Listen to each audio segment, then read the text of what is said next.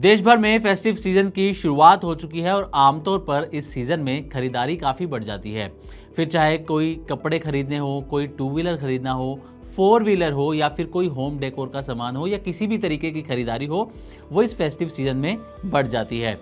इसी के साथ गोल्ड, इसकी भी डिमांड खूब बढ़ जाती है क्योंकि फेस्टिवल सीजन के बाद ही वेडिंग सीजन की भी शुरुआत हो जाती है।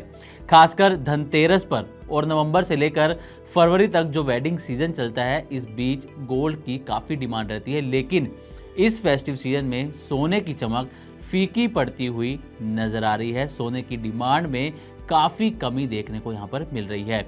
दरअसल फेस्टिवल सीजन के पहले फेज यानी कि रक्षाबंधन से लेकर ओणम तक हर साल ज्वेलर्स की दुकानें खचाखच भरी रहती हैं, लोग खूब खरीदारी करते हैं।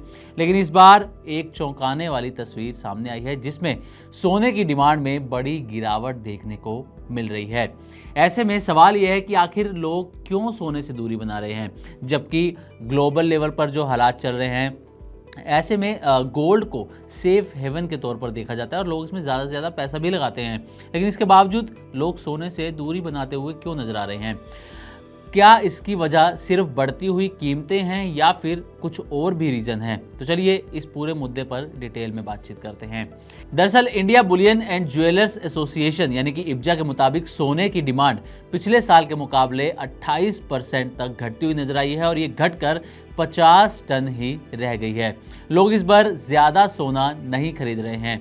ईटी की एक रिपोर्ट में ज्वेलर्स ने बताया कि सोने की कीमतों में पिछले 3 सालों में, खासकर अगर कोविड के बाद की सिचुएशन देखी जाए, तो इसमें करीब करीब 50% की बढ़ोतरी होते हुई नजर आई है, जिसने कस्टमर्स का सेंटीमेंट बिगाड़ दिया है।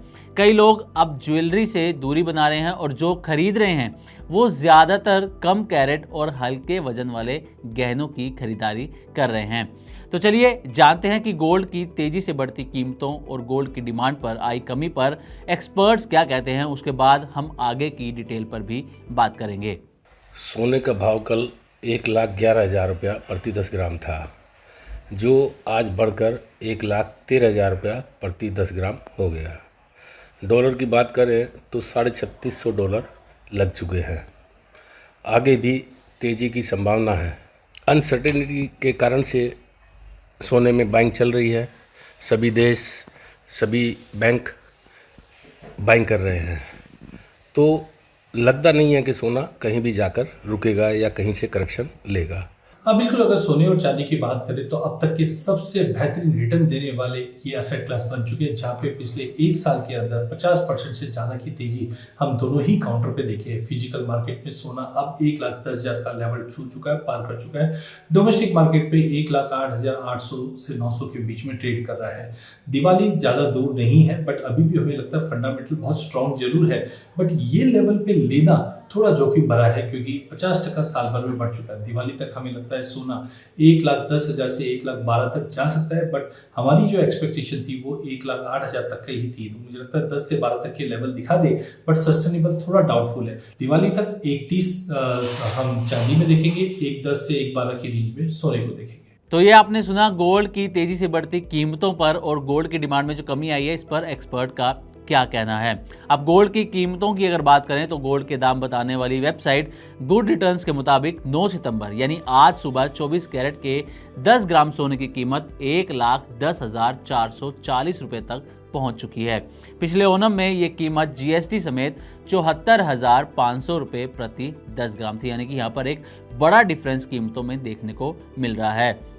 वहीं India Boolean and jewellers association की माने तो 8 सितंबर यानी सोमवार रात तक सोने की कीमत 1,08,040 रुपए प्रति 10 ग्राम थी। इब्जा के नेशनल सेक्रेटरी सुरेंद्र मेहता का कहना है कि ऊंची कीमतें डिमांड को लगातार कम कर रही हैं। कीमतों में बार बार उतार चढ़ाव की वजह से ग्राहक खरीदारी से हिचक रहे हैं और हल्के वजन वाले गहनों का जो एवरेज वेट पहले 7 से 12 ग्राम हुआ करता था, वो अब घटकर 7 से 10 ग्राम पर आ गया है। ग्लोबल अनसर्टेनिटी और डॉलर के कमजोर होने की वजह से निवेशक सोने की ओर रुख करते हुए भी नजर आ रहे हैं। हालांकि गोल्ड की खरीदारी में कमी आई है, लेकिन जो इन्वेस्टमेंट के पर्पज से इसमें पैसा लगा रहे हैं उसमें थोड़ी सी तेजी देखने को मिली है। चाहे वो डिजिटल गोल्ड की बात हो या गोल्ड ETF की बात हो, तो इस तरीके से जो निवेशक हैं वो सेफ हेवन के तौर पर इसमें पैसा लगा रहे हैं। यही वजह है कि सोने में MCX पर नया रिकॉर्ड बनाया है। मल्टी कमोडिटी एक्सचेंज यानी कि MCX पर गोल्ड अक्टूबर फ्यूचर्स ने मंगलवार यानी कि आज 9 सितंबर को 1,09,000 प्रति 10 ग्राम का नया रिकॉर्ड हाई भी छुआ है। वहीं इंटरनेशनल मार्केट में भी सोने में तेजी देखने को मिली है। आज ये 0.32% की तेजी के साथ $3,648 प्रति औंस पर कारोबार करता हुआ नजर आया है। नवरात्रि और दिवाली सोने की बिक्री के लिए सबसे बड़ा समय इनको माना जाता है। इसके बाद शादियों का सीजन भी शुरू हुआ था, तो इसमें भी गोल्ड की सेल में काफ़ी इजाफा देखने को मिलता है। हालांकि फिलहाल श्राद्ध चल रहे हैं और इस समय ज़्यादातर लोग नई खरीदारी करने से बचते हैं, लेकिन नवरात्रि और दिवाली के लिए अक्सर लोग पहले से सोने की बुकिंग कर लेते हैं। ज्वेलर्स का कहना है कि इस बार ये डिमांड काफ़ी कमज़ोर है। कल्याण ज्वेलर्स के एग्जीक्यूटिव डायरेक्टर रमेश कल्याण रमन ने बताया कि साउथ इंडिया में लोग अब भी पारंपरिक 22 कैरेट गहनों को पसंद करते हैं। हालांकि अब बजट के हिसाब से लोग हल्के वजन वाले गहने भी बनवाने लगे हैं। 14 और 9 कैरेट के गहनों में भी ग्राहकों को काफ़ी पसंद आ रहे हैं और लोग इसकी खूब खरीदारी भी कर रहे हैं। कैरेट लेन के MD सोमेन भौमिक ने कहा कि 14 कैरेट में भारी डिजाइन वाले गहनों की डिमांड लगातार बढ़ती हुई नजर आ रही है।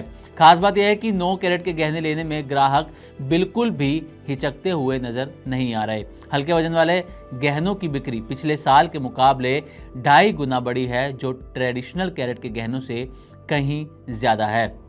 हालांकि ज्वेलरी की डिमांड घटी है, लेकिन सोने में निवेश की मांग अभी भी बनी हुई है। मीडिया रिपोर्ट के मुताबिक मिडिल और लोअर इनकम ग्रुप में 2 से 5 ग्राम के सिक्के और 5 से 10 ग्राम के गहनों की डिमांड सबसे ज़्यादा है। ये ट्रेंड पिछले साल जैसा ही है, लेकिन अगर कीमतें अचानक बढ़ती हैं तो ग्राहक कभी कभी कम ग्राम के सिक्के भी खरीद लेते हैं, खासकर जब उनकी खरीदारी की डेडलाइन नज़दीक हो। तो उम्मीद करते हैं कि गोल्ड की कीमतों पर और इसकी जो डिमांड में कमी देखने को मिल रही है उस पर हमारी तरफ से दी गई जानकारी आपको अच्छी लगी होगी। इसी तरह की और भी वीडियोस के लिए देखते रहें मनी 9 और सब्सक्राइब करें हमारे चैनल। साथ ही बिजनेस और पर्सनल फाइनेंस से जुड़ी तमाम खबरों को आप हमारी वेबसाइट money9live.com पर भी पढ़ सकते हैं।